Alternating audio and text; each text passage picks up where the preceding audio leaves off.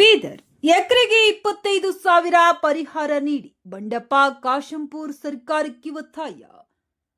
ಬೀದರ್ ಜಿಲ್ಲೆಯಲ್ಲಿ ಕೆಲ ದಿನಗಳಿಂದ ನಿರಂತರವಾಗಿ ಸುರಿಯುತ್ತಿರುವ ಮಳೆಯಿಂದಾಗಿ ಜಮೀನಿನಲ್ಲಿ ನೀರು ನಿಂತು ರೈತರು ಬಿತ್ತನೆ ಮಾಡಿದ ಬೆಳೆಗಳು ಹಾನಿಯಾಗಿದ್ದು, ಸರ್ಕಾರ ಬೆಳೆ ಕಳೆದುಕೊಂಡ ರೈತರಿಗೆ ಎಕರೆಗೆ ಕನಿಷ್ಠ 25,000 ಪರಿಹಾರ ಕೂಡಲೇ ನೀಡಬೇಕೆಂದು ಜೆಡಿಎಸ್ ಹಿರಿಯ ನಾಯಕ ಬಂಡೆಪ್ಪ ಕಾಶಂಪುರ್ ಸರ್ಕಾರಕ್ಕೆ ಆಗ್ರಹಿಸಿದ್ದಾರೆ.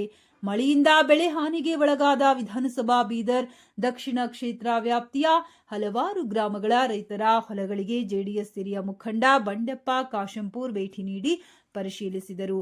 ವರದಿ ಶ್ರೀಮಂತರಾವ್ ಇಂಚೂರಿ, ನ್ಯೂಸ್ 25 ಬೀದರ್.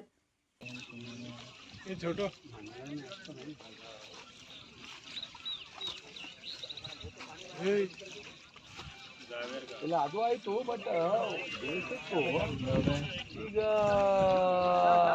ನಾವು ನೋಡಿದ್ರೆ ಇದು ಹೈಟ್ ಆಗ್ಬೇಕಿತ್ತೇನಲ್ಲ ಇದು.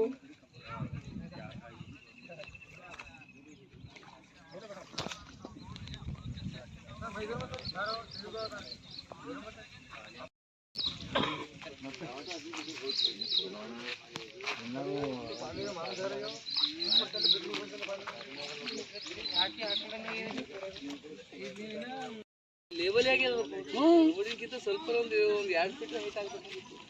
2 ಫೀಟ್ ರೋಡಿನ ಲೆವೆಲ್